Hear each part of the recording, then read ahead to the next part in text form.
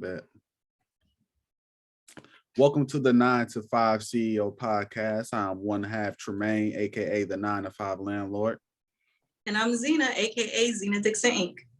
And today we got two special guests, not one, two. If y'all want to go ahead and introduce yourselves. Yes, sir. So what's good, fam? My name is Brian, aka the infamous CPA. First and foremost, I want to thank y'all for having us on the show, man. I'm super excited and looking forward to have a dope conversation. But for those who don't know me, my background is I started as a CPA, but now I'm doing some really dope things in entrepreneurship via the car rental business, as well as house hacking with real estate, as well as I do a couple of flips here in real estate as well. But yeah, that's a quick intro about me. What's going on, y'all? So my name is George, aka the Wealthy G. So I'm actually in a lot of different lanes when it comes to entrepreneurship. The car rental lane, like Brian said, house hacking lane as well. Got a couple rental properties and also doing some flips as well. And I'm doing all of that while still at my gig. I'm a financial advisor for one of the largest financial firms in the U.S. So really just been balancing the two. It's a crazy journey. That's what's up. You guys put it. For sure. So just taking it back from the roots, Brian, what was your life like as an accountant prior to creating the course? Just kind of walk me through, what it's kind of like being an accountant and just like that whole workload, because I'm going through that right now. All right. Yeah, man. So the day-to-day was crazy. So typically during the busy seasons of the year, which is typically January for me to like May of the year, I was working like 70-hour weeks. So my first year, it wasn't as bad because, when you're trying to make a name for yourself, you're trying to show that you're competent and all that. So I was going really hard at my 9 to 5 working as an auditor for one of the big four accounting firms. But then I had my first busy seasons, and that was 70-hour weeks, man. It really lets you understand that it's really a lot of different ways that you can make money, and you really have to find some efficient ways to do so. And honestly, being a CPA wasn't very efficient. When I started out, I was making 60 grand a year. And at the time, it seemed like a great idea because coming from a lower income background, that was the most money I had ever made. But then I started learning, right? It's like my eyes were just covered for a while. And then I started learning all these different income streams, right? So that's really what it looked like. It was working pretty much from 7 a.m. sometimes to 2 a.m. at night. And then I would come home and go right to sleep and do it all over again, working 6 days a week during busy season. So it just wasn't the move. So I actually ended up switching jobs to a commercial real estate role, a private commercial real estate role where I was a property accountant, and then turned into a financial analyst role. And then there it was 40-hour weeks and gave me much, much more time to work on my businesses. So when you went into the for the construction, is that when the Turo business started, because you had more downtime to look at other income streams? No, I was running that while I was at my first job. So while working all of those hours, I was running my rental car biz. And that's what made it so dope, because it was mostly passive. So I didn't have to do much. But on those days where I actually had to put some work in, those were some really, really long days. But I had a lot of partners as well to take, the load off me during those busy seasons, which helped tremendously as well. Awesome. That's incredible, because a lot of times, working like those long hours, the last thing you want to think of is creating a course or, recording videos. You just want to go to sleep or whatever, eat and go to sleep. So I commend you for doing that, because I've been trying to create a course, and every time I look at the laptop, I just feel like, I'll do it tomorrow. See, that's exactly why my first course didn't come out till after I left that first job. So after I left that first job, literally my first course released like 3 months later. Okay. Yeah. So that's dope. So how did you and George hook up? Because I remember when I first discovered George. Now, I'm going to tell you a quick story. Okay. I discovered both during the pandemic when it first started, because I was working from home and internet like all day and all night, and just got into this rabbit hole. And I found you first, Brian. And I was like, let me buy this course. I think your course was the first one I ever bought off IG. Oh, and then I came across the Wealthy G, and I think I followed him because he was doing a rehab, and I was like, I want to rehab, So I'm just like watching him go to Home Depot and everything, and I was just like, these guys are so dope. And so just tell us how did you guys meet? How did you partner up to work on Turo together? Yeah, so I was actually I was selling the course for a while, and actually G actually heard me on a podcast a long time ago. I think this was in the beginning or either the beginning of 2020 or the fall of 2019. He actually booked a call with me. I was doing consult calls to make sure the course actually works before I release the course. Basically going through the course on the phone in like an hour and a half. So he booked the consult call, and then he became one of my top selling affiliates. And then I was an affiliate for some of his products too. And it was like we hustling, he's bringing me money. We're making a ton of money together. And it was kind of a no-brainer because my idea was, well, if I got all these successful students, somebody's going to want to create, their own course. So it only makes sense to partner up, because we're going to go way further together, and we're going to be able to leverage the fact that we have, two different styles of teaching. He's very well versed in the business credit aspect, which I was lacking at first, but now meshing that together, man, it's just been able to help way, way more people and on a way bigger scale.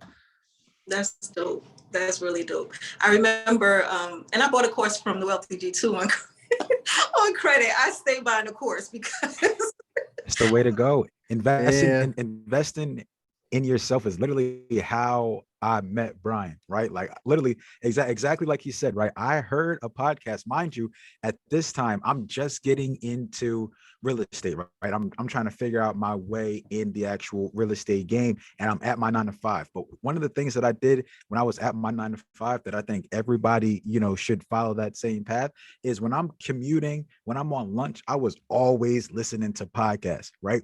Always trying to learn something else, always trying to take myself to the next level by listening to podcasts. And I heard Brian, what he had going on in Chicago with the car rental game. And it was crazy because literally when I heard that podcast, probably like 2 weeks before that, I was like, yo, I've never been in a Tesla. I'm trying to get my hands on a Tesla, right? And I just rented one, and I had to go on Turo to be able to make that happen. So that was like how I started getting familiar with, I was like, and I picked it up from some guy's house. And I'm like, yo, this is crazy. And then literally like 2 weeks after that, I hear Brian, and I had the inkling in my, because I'm always trying to figure out ways to make money. And I'm like, if this random guy is just renting me out this Tesla right now, I'm like, there's got to be a play here, right? There's got to be a play here. Literally right after that, I heard Brian. And when you see those opportunities, right, to be able to tap in with somebody who is doing something that you might be interested in doing, it's super important that if that person has a way for you to actually connect with them and for you to leverage their, to leverage their expertise, right? We talk about OPM so much. I'm super big on OPM, meaning other people's mistakes. Right. I was able to leverage Brian's experience. He's already doing it. I was able to leverage his experience, leverage his systems, and not start from, step one. Right. I'm able to get my business up and running very quickly. And I'm able to start at, step 5 or step 6 of the process of really just being up and being cash flowing. So, I mean, the big thing there is really investing in yourself when those opportunities do come up. I'm somebody just like you. If I see a course on a topic that I'm interested in learning about or executing on, and the person is a reputable person, I think, man, we can go so much further when we actually tap in with that person and believe in ourselves and invest in ourselves. We have to continue educating ourselves. It's super, super important. That's a fact. That's a fact. Yeah. That's a fact. So, bro, question I have for you. So you brought up a great point, because this is something that I do for myself. I binge listen to podcasts on my break whenever I have opportunities. But sometimes when you listen to those podcasts and then things within the workplace happens, it can kind of throw you off and kind of shift your focus to not even thinking about that. Mm-hmm. For you, how did you maintain that level of focus even when normal 9 to 5 stuff happens that might, usually distract you as a person? Absolutely. So my 9 to 5, everything was calculated. I'll tell you, when I went to school, so a little bit of background, I actually come from a real estate family background, right? So my parents were acquiring rental properties as I was growing up. So I always saw that, that was an opportunity to make money. So my thought was, I need to figure out a way to be able to purchase these rental properties, right? So let me go to college, let me get a degree, and let me get a job so I can actually get the money from this job and kind of funnel it into that and buy myself out of it. So when I graduated school, right, I started my career right after school.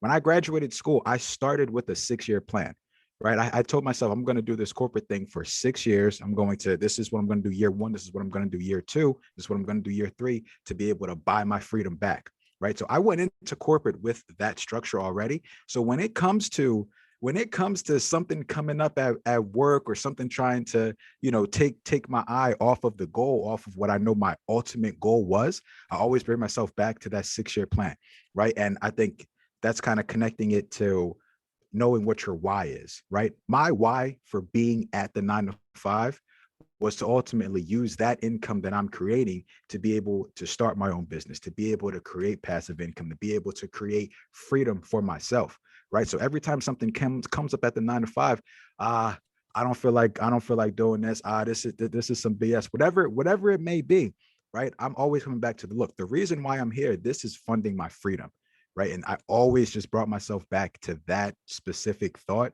every time. No matter what it was, supervisor acting crazy, no matter what it was, look, this is funding my freedom, right? Always knowing why I'm actually doing this, because that's what's going to keep you going. Like, when even in actual business, right? That's what's going to keep you going when times get rough. You're like, why am I doing this, right? Forget the 9 to 5. When you're running your own business and something goes wrong, and you're like, oh my goodness, I can't believe this. Why am I here? Like, knowing your why, that's the thing that's going to keep you going past that, right? That's the same thing that kept me going, past those obstacles at the 9 to 5. That is what's up. So what year are you in your 6-year plan? Yeah, so it's gonna be 5 years next month. It's gonna be 5 years next month that I've been in. I'm at the end, and it's getting a lot harder. I don't know if I'm gonna reach 6 years. I'm gonna be honest with y'all. I don't know if we'll get to that point. But here's the thing: when you create a plan, right? It may not happen exactly as you plan. I may be out 5.5 years. I don't know, right? But here's the thing: I had something that I was working towards, right? I had something that was driving me during that entire thing. And the chips fall where they may, but at least I have something that I can. All right, year 2, I want to be here. I'm here. I know I need to keep hustling, right? That's just the thing that just keeps me going. But we're in year 5, and I got to say that, things have progressed accordingly. Like you start something at the beginning, you're like, I don't know how I'm going to get here, right? We think about how big the end goal is, but then when you start chopping it up, into smaller goals, you look up, you're like, oh, we right around the corner from the goal now, So Wow, that's so dope. So your bullseye is like right there, that target. Like that's incredible. I remember when I reached out to you about being on the pod, you was like, well, you better get me now because I'm not gonna be a 9 to 5 much more. Exactly. It's coming to an end for sure. That's dope. So so I know that you both are into real estate, you both into Turo. So what's next for you guys? I know that you're like building this massive, brand for yourselves. So what's next? I would say for me, man, I'm really looking to get just more and more passive income. This year, really focused on having my first $1 million year, but outside of that, I really want to get back to a point where I just have specific passive income streams that's coming to me. I have a lot of partnerships. I really just want to just get to a different place. So I'm looking to buy, a couple multifamily buildings this year, really trying to scale my business credit as well. So when I'm renovating buildings, I'm not coming out of my own pocket. That's the mistake I learned in 2021. I spent so much of my cash. I became so illiquid to the point where I had to leverage business credit because I was leveraging, personal credit a lot. But outside of that, I'm really focused on the basics as well, man, getting in the best shape of my life and really focusing on, eating right and things of that nature. Cause I don't want to be one of those people who just get rich and get fat. Like people talk about a money gut all the time. And I definitely don't want to have those. But outside of that, I really want to travel more this year as well. So a lot of my goals, they're not all focused on around money and things like that. I really just want to live in abundance, being able to, go anytime I want. I almost booked a trip this weekend actually and just left because I got so many points now, so many credit card points. But yeah, I just really want to live in abundance and just live very, very freely.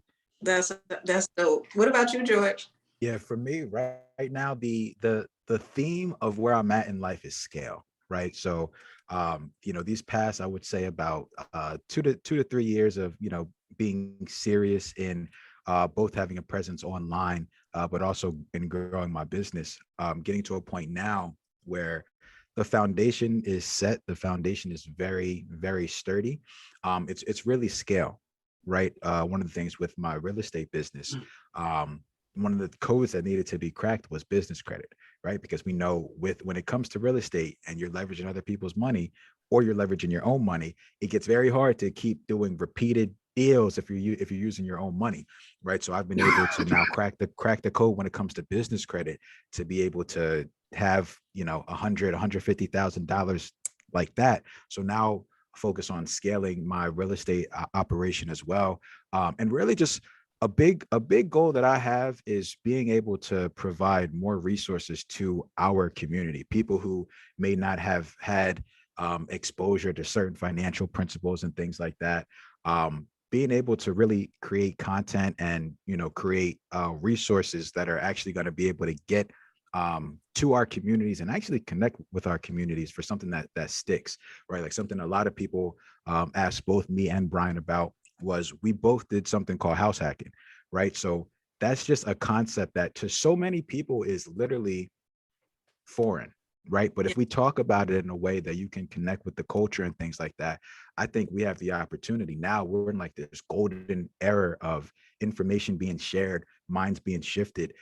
So a big thing that I'm focused on and making sure that I'm just always creating content and creating resources to be able to help the community and to be able to help this shift that's going on and to make sure that, myself, I have a hand in that and being able to provide all the knowledge I can back to the culture. That's totally dope. I know both of you guys are moving the culture forward with the Turo, because every time I talk about Turo and I put you guys in my comments or in the caption, I'm like, go and get the course from these guys. I'm telling you, because people, they'll just be like, well, that worked out for you because it's you. And it's like, I'm nobody special. I found a play that made sense to me. And I was like, let me try it, because what's going to happen? Nobody's going to rent my car, So I decided to take a chance, and I was just like, this makes sense, so let's go for it. And we were able to make money like right out the gate. Like the first weekend we put the car on Turo, and people just have like this. I feel like sometimes people need suspended belief for just a little while, just to open their mind up to the possibility. I think when people don't see that something is concrete, they can't grasp the concept, and it will keep them from, even trying. And it's just like, but if you don't try, you're going to be in the same position you was in, complaining about, when you have a play here that, has been proven. Because I'm not the only person talking about it. I'm not the only person showing my screenshots. It's a whole bunch of people, that bought this course and is rocking with it. So you guys are killing it. And I just realized that Brian does real estate, and I've been talking to him in the DMs, but how I've met you, quote unquote, on Instagram, George, you was doing your first rehab, and I was just like watching your videos going to Home Depot. So you guys are doing it. Like, even if people are not commenting, people are watching, that's for sure. And when you drop that business credit course, you know who's gonna buy it, right? Listen. So I wanted to ask you guys, I know both of you have partners. I know, George, you're married, and Brian, I think you have a fiance. A girlfriend, yeah. We have partners. I'm married. Tremaine is engaged. How has running a business been with your partner? Are they fully engaged with the business? Or are they just like supporting you? Can you talk about that? Yeah. So when it comes to my wife, our partnership, we have, I mean, when you think about it there's a couple of different perspectives, right? Online, I always need help with back end stuff. So she really supports me with, everything on the back end. And she's actually a lot more technically inclined than I am when it comes to these systems and the computer. So, that's really a backbone when it comes to my online presence. But also one of the things that is not talked about enough is how much marriage slash partnership is really a wealth hack in the real estate game. Right now, what I mean by that is we now personally, outside of like my real estate businesses, we now have a duplex, and then we also have our primary residence. Right between those two, we utilize FHA for the duplex, and we utilized a conventional loan for the primary residence. Right, but the thing that people don't understand is we have now this duplex that's cash flowing for us, our house, but everything, the loans themselves are only on my credit, right? They're only on my credit. Now you can actually have your partner on the deed of the house as a non-borrowing spouse as well. So the houses are in both of our names, but the loans themselves only show on my credit, right? So what that means and why it's such a hack is because now when we're ready to go run more of these quote unquote, owner occupied loan plays, right? Getting into these properties with low down payments, my wife still has her FHA, right? She has no mortgage debt on her credit. So now we're able to run that play all over again. The same thing we did, but we're just doing it under a different person's profile, right? It allows you to expand your wealth exponentially because the more properties you get in your personal name, your debt to income starts getting clouded. It starts climbing up there. It's a lot harder to get those loans. So just structuring your partnership correctly, right? Not putting the first house in both of your names just because everybody wants their name on the mortgage and everything like that, right? When you have a structured partnership where you guys understand what the long-term goal is, you're able to run those type of plays where it actually is going to get you a lot further in life, right? So we are utilizing that now, working on acquiring a property in my wife's name, running the same play over again. And then also we're able to grow our last name, right? Our holding company is our last name. So when it comes to now having our rental car business, we run that completely together. That's for the last name, right? That's just something that we have to grow our family legacy. So for me, partnership has been, man, I don't think I would have been able to get to where I'm at now with balancing all of these different entrepreneurial tasks and also having a 9-to-5. I don't think it would have been possible for me without having the partnership of my wife there. That is so strategic. I'm so glad you said that because it is a value add. My husband and I had the same play. Our primary home and our other businesses, our other properties in Philly are in his name, and this property here in Chicago is in my name. We both was able to utilize FHA. So that's a strategy that I don't hear too many people talking about. And that's key what you said about, everybody want to have their name on the mortgage. It's like, no, you actually want your name on the deed. Right. Because that's That's a fact. That's a fact. Yeah. And then from my perspective, man, my girlfriend, she's been so instrumental as well. Like when I got laid off, I still wanted to run the FHA 203K play, but not having 2 years of business income, I was unable to do so. So literally we made it official at December of 2019. 9 months later, we bought a building together, but ran the play in her name completely. So that was huge because we flipped that house, made some profit. Now we're able to run the play right over again. But now this year, I have 2 years of business income, showing some decent revenue, paid taxes on it. So now not only is she going to be able to get, a building in her name, I'm going to be able to get one as well. So that's super dope. And then when it comes to the car rental biz, she actually helps out a lot. So she does all the admin stuff. So anytime, a renter needs to be responded to, anytime tolls or any type of reimbursements need to be sent out, she handles all of that stuff. And now I only handle the washing of the cars and cleaning out the cars and things of that nature. So we have a really good balance going right now. And man, partnership is just so essential. Like a lot of people want to go, they just want to just do everything themselves. When you have a solid partner, you might as well put both of y'all heads together, put both of y'all energy and efforts behind, the same goals, because you're going to get so much further, so much faster. Yeah, I totally agree. So that's super dope that you guys mentioned that, because again, some people, they just get in their head like, I don't think I could trust that person enough to do something like that. And it's just like, well, maybe you shouldn't be with that person if you can't trust them to build an empire together, That's a fact. So that's super dope. So Tremaine, I want to ask you the same question. How has it been beneficial for you to, have your fiance in the business with you?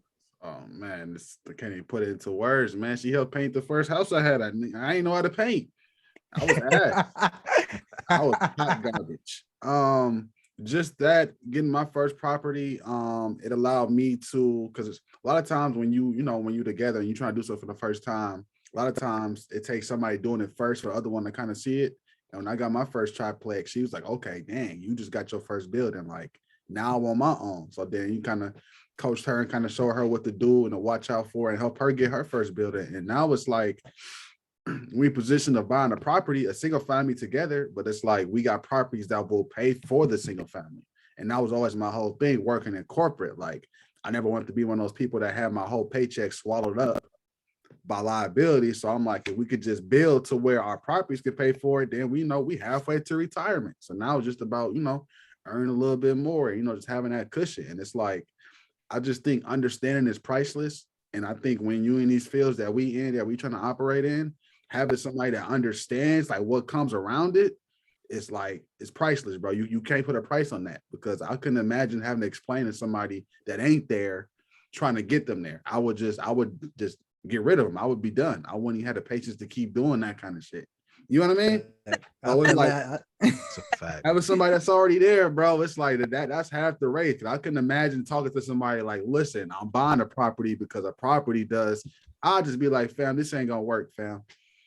It's a no for me. It's a Been no for me. there. Yo, and I mean, honestly, you touched on something super important when it comes to the corporate world, right? Because we're all coming from that corporate world. And how many of us, right, out of school, you're in that corporate job and you see so many people, everybody does the same thing, right? They get a couple of them nice checks, right? They out of school now, they get a couple of them nice checks.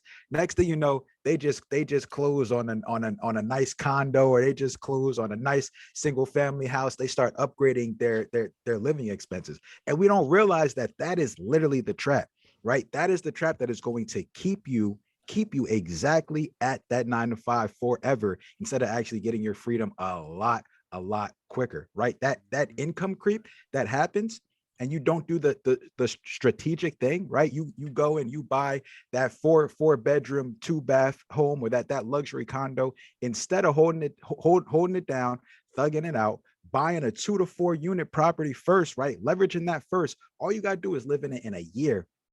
And now you go into the property that you want to get. Literally that one step, exactly like you said, is going to now put you in position where, okay, now we're not necessarily still depending on this 9 to 5 to pay for our house, which is historically our biggest expense that we're going to have in life, right? That one step that we can do instead of falling into that trap, that one step can set you up literally for life. So it's just a super important thing that everyone who's in a 9 to 5, right? If you are in, that corporate world where you're just starting to touch some money, please understand that one step is literally the difference between you retiring 20 years earlier, right? 20 years of your life just by following that one step. But that's the power of being able to, have that financial knowledge and to actually take action on it. That's really, man, it's all about taking action and actually having the knowledge to do it. Because, bro, listen, that was my whole thing when I got into corporate, bro. I used to go to these open houses and I would go home and I would type in mortgage calculator, like, okay, how much do I make? And then I would put in my salary, then I put in my lady's salary. I'm like, yo, we can't buy too much. Like, they got us approved for some BS. They talking 140. I can buy 140. So it's like my whole mind frame from then is, okay, I'm gonna get the house I want, but when I do, it's not gonna be on the job terms, because I know that feeling of you get your second paycheck and it's like, oh, that's the whole paycheck, and now you back in the same cycle, and now you looking for raises. They want you to get your CPA. I'm not getting it, Brian. It's over with. They're talking to you crazy. You gotta do all this just to get the bag you want. It's like, bro, I'm buying the building. I'm not doing that CPA stuff, man. Like, it is what it is, fam. Like, then you start looking at the people that actually got the lifestyle that you thought you wanted. It's like, bro, you don't get off to 9 o'clock. Yeah, they not living. They house poor. They're literally house poor. Yeah. That is so key what you said, George. it's the lack of the knowledge in our community is so rampant. Like, even though when I'm on Instagram and I see all these posts about, house hacking and stuff like that, there is such a huge amount of our community that have no idea.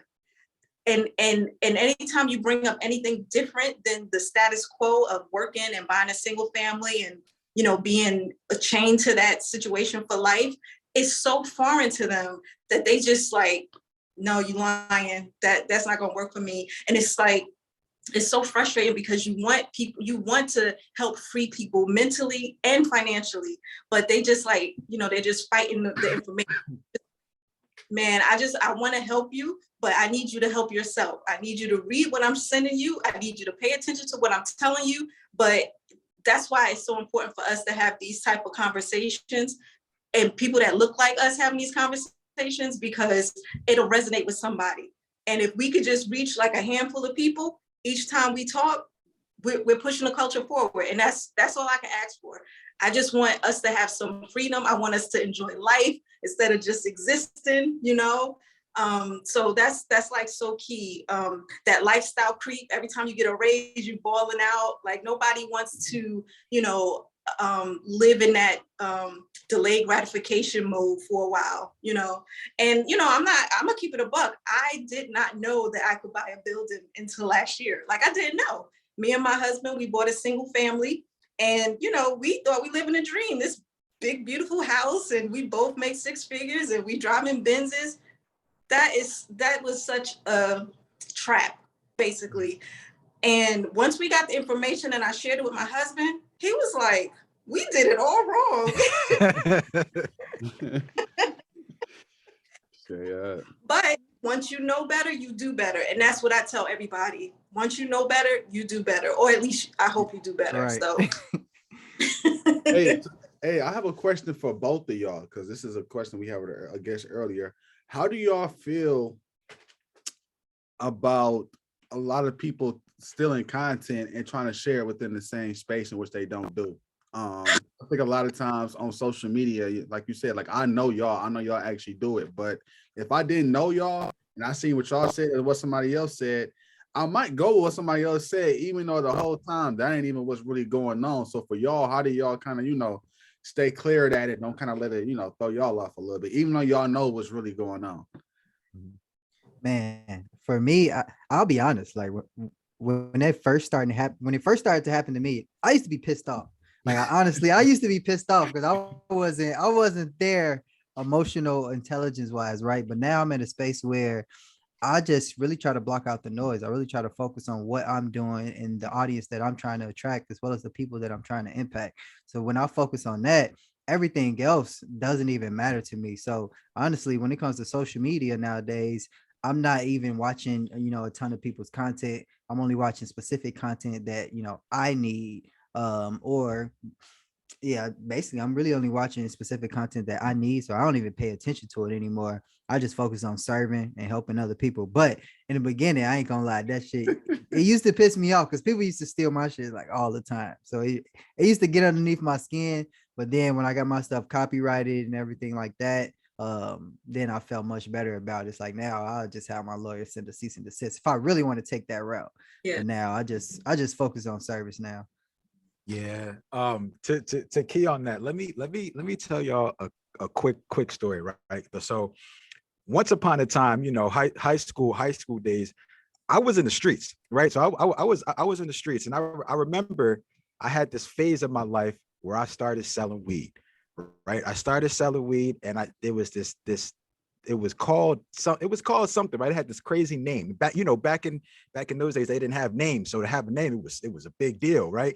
So I had it for like a week, and then somebody came and they said they had the same stuff. And I knew damn well that they didn't have it. And that was when I learned right then and there, I learned a life lesson that look, when you have something good and when you have something viable, there is always going to be someone that is going to copy. Right. And from that point on, like no matter what it was that I was doing, right, that's a whole different lane. But I kept that same mindset of, look, block out the noise, right? When you know that you're doing something of value, when you know that you're, doing what you're supposed to do and that you're actually doing it, right? I'm not washing down what it is that I'm actually doing it. And I know that I'm actually doing because I'm doing it every day. When I see somebody else who's maybe having a whole bunch of BS, right? A whole bunch of fluff, right? If somebody's doing that, to me, or if they're even, it's been times with, listen, the internet streets are small. People will literally steal your content almost word for word, almost word for word. And you can let it mess up your day. You can go at them, try to expose them and things like that, right? But at the end of the day, I rather would just run my own race. I understand the quality of content that I'm bringing. I understand the value of the information that I'm bringing.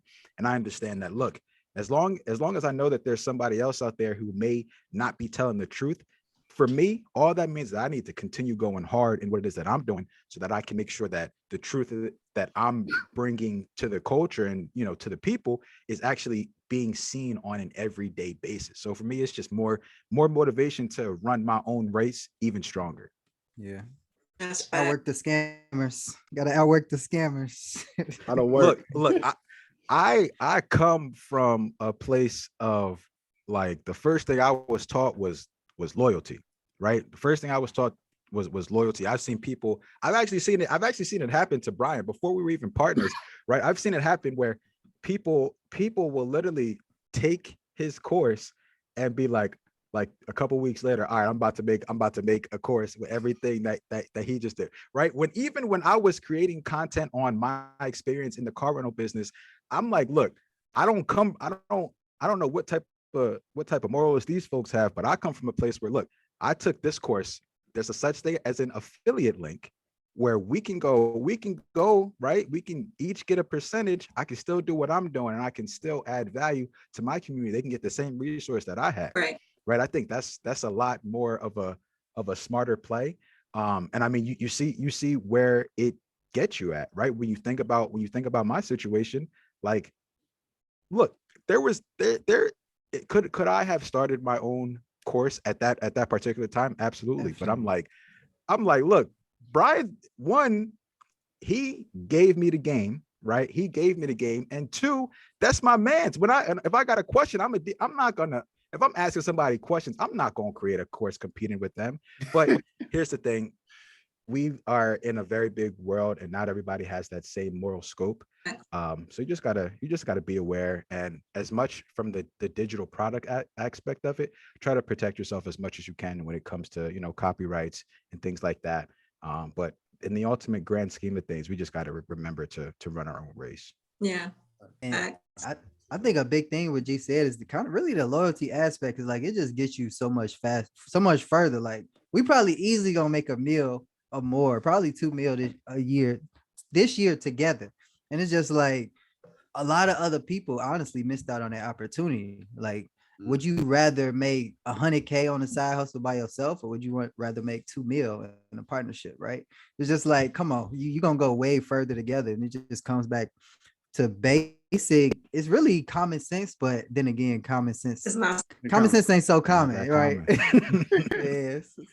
But hey, look, Brian, it is what it is. What's one thing that you wish you would have knew with being a full-time entrepreneur that you feel like a lot of people probably don't think about when they think about becoming a full-time entrepreneur? Oh man, you gotta lead yourself. Like, lead yourself from your schedule to working out. Like, you really can't be lazy. And I think a lot of times, honestly, our 9-to-5s, they make us lazy. Because you used to people telling you what to do, what tasks you need to accomplish and things of that nature. But when you're a full-time entrepreneur, you're literally building something yourself. Like, you really got to put your thought behind it. You got to section off time in your day for strategic thinking and things of that nature. And you still got to be educating yourself too. So finding like what really works for you to be efficient day in and day out, that shit is not easy. I'm still trying to figure it out. I still have periods where I'm in slumps, and it's not like an income slump. It's like, man, I feel like I didn't get shit accomplished today. And a lot of things can get in your way when you just got so much time on your hands. And then when you create a life where a lot of your income is passive, that shit make you lazy. That should make you even more lazy because you can sit on your ass and make 20K a month, and a lot of people will get comfortable with. So you got to continue making goals as well. So man, the biggest thing is like really leading yourself, because it's just not easy. I'm not one of those super disciplined people like that came out of the army and things of that nature. Like it's an everyday battle for me, I promise you. I appreciate your honesty because I fall into those slumps too. I'll be like, I'm about to watch some YouTube. So I appreciate your honesty because it isn't easy. And everybody that is online and they like, yeah, just jump into this entrepreneurial thing. It's like, stop telling people that without telling them the whole story.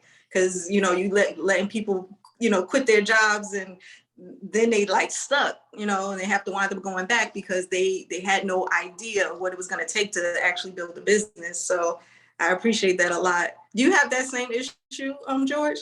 Yeah, so it's funny that Brian says that he gets into a slump, right? Because when I tell you, working with someone who, for me, still being in the 9 to 5 space, like I have been able to actually pick up my acumen with getting more organized with my thoughts and stuff like that from Brian, because of the fact that he's been full-time longer, right? So when you get into this space, like you really learn from a lot of experience, and you got to learn from being disciplined within yourself. So for me, I absolutely I don't fall into those slumps as much because I honestly don't have the time to fall into the slumps. Right now, working the 9 to 5, having a family, right, having a digital business and needing to be present online, and then running a real estate business as well. I don't have time for slumps necessarily, but what does happen is if I don't have a structure for my day, some tasks that I should have just spent an hour on, I end up spending 2 hours on. And then I'm like, now I don't have an hour to do this. And then that just happens the entire day until I'm going to sleep. Like, damn, I didn't get this done. I didn't get that done. Now I got to push that back to the next day. So for me, one of the things with entrepreneurship and actually balancing, for me, it's more so like balancing everything right now is just being so stingy with every single minute of the day. Like every single minute counts for me and for anybody who's going into the entrepreneur space. We just got to understand how valuable every minute is. There might be times where my friend, they might not hear from me until Saturday, because I'm like, look, Monday through Friday, I'm locked in. I can't even text you back until Saturday, because that minute that I'm spent texting you, I could have been making a SOP for the VA. You know what I'm saying? Like just something like that. Like it's just like every minute counts. And like utilizing these different productivity apps. Google Task has been great. Asana is good as well. But being able to leverage technology to help you in this process of really, it's all about, like Brian said, creating this self-discipline. But if you're someone who's in that space where you have the self-discipline, it's just like, I don't think I got enough hours in the day. That's where the organization really can play a key part in you actually making that transition successfully, or you kind of being stuck in this in-between phase for a couple years. It's just really being super stringent with every single minute of the day and making every single minute count. Yeah, I agree. And for those things that you need to offboard, hiring a VA, because that'll free up a lot of your time. Yeah, exactly. That's some good stuff, guys. That's a fact. That's a fact. Now I would even add to that and say, man, that's why partnership is so vital. Because like when you're in a partnership, you almost feel obligated to do good work. Like nobody wants to be the partner who is lagging behind the other partner. So like when I see G knock off a bunch of tasks, I'm like, okay, let me get my shit together, right? And it probably be the same thing. Yeah, exactly. I already know it, dude. It's just like that's how we think. So man, having a good partner also propels you forward as well. So it's dope. Yeah, that's a big motivating factor. Because Brian be knocking, I'm like, oh snap. I'm like, God damn. But by the time I get off of work, I'm like, damn, this is done. I'm like, I was about to sit here, but let me open up my computer and get to work. But that's just, but look, I've been in partnerships where it wasn't that type of dynamic, where I'm the one putting in all the work, right? Where I'm like, oh, I'm doing all this. I'm like, I would think this was going to motivate the other person to like be like, oh, let me do this, let me do that. And it's like, oh, thanks for doing that. What's next for you to do? But that's just the key thing of having a good partnership. And it's something that is really not talked about. And this is like the beginning of your business. So it's super important that people have this education, because you create, the entity and things like that at the very beginning. Then you figure everything else out on the back end. But if you start with a bad partnership, even if you have a great idea, if you start with a bad partnership, that can cause that business to fail, right? Just like that. If you have a bad partnership, the idea is worth millions. Just by having not the right partner can literally make that business fail. So, I'm super, super grateful to be in this partnership, because I've been in those partnerships where it was not like that, right? Where somebody else doing the work didn't motivate the other person to do the work as well, and vice versa. So just being super aware of that in the beginning, and then also protecting your ideas, right? There's so many people that they might just get into a room of people and be like, I have this great idea for a business. Who wants to go into business with me, right? And here's the thing: people don't always have your best interest. They might be like, oh, that sounds like a good idea. I'm going to go and do this myself. Or, oh, that sounds like a great idea. Sign me up. Now you go ahead, create the entity that night, right? You go online, create the entity. You give them 50%, and now they don't do nothing to actually push that business forward, right? It's just, man, I can talk on and on when it comes to these partnerships, and just having a good partner and how important that is for any business. Facts. So romantic partner down to your business partner, it's important to pick the right partner and be very strategic about it. Definitely. A fact can make or break you. Facts. For sure. So I think we're coming to the top of our hour. Yeah. Tremaine? Yep. So I think that's kind of for what it's gonna be for now. Like I said, I want to thank both of y'all for coming out, man. Brian, I fucks with you because you've been an accountant, and I've been watching your story from the jump. I don't even think we got into how I met bro, but I met bro through socials, and this is in the beginning. You probably This had is a while ago, maybe like 3, 4, 5 years ago. Yeah. You had like 3K followers, and I'm like, oh, okay, it's infamous CPA, and that hit my head instantly. And then just following your journey, and then seeing you to what you're doing now, bro. The ground is just like, even though I don't know you, I feel like I know you. It's just like proud, like, bro, really took it appreciate there. It. You where I'm trying to be. I'm not trying to be this 9 to 5 forever. For sure. It's tax season right now, so you already know how mine. Oh yeah. I gotta get off of these taxes, bro. So I thank you and the Wealthy G to come on and just show y'all story, bro. Because I'm a fan. I'm motivated. I'm motivated to work now. As soon as we get off of here, I ain't gonna hold you. I feel like I've been slacking too long, and now right. I need to get it together. Right. But guys so much. Thank you, for even adding to my bottom line personally. Getting that course and, putting our cars on Turo has made us thousands of dollars. It's helped us infuse money into our real estate. So it's real. It works. So, guys, if you trying to get into Turo, hit these guys up because they got the course. Like, this is the sauce. This is the cheat code. Get into it. But yeah, thank you guys so much. I appreciate everything that you're doing, and keep doing it. Yeah, man. Thank y'all for having us, man. This is a dope conversation. We might need a part 2. I don't know. Yeah. We might need a part 2. I feel like it's so many directions we could have took this, but this was a dope part 1. Let's make it happen. Sure. All right. Well, with that being said, I'm one half of the 9 to 5 CEO podcast. I'm Tremaine, aka the 9 to 5 landlord. And I'm Zena, aka Zena Dixon Inc. All right, y'all be blessed.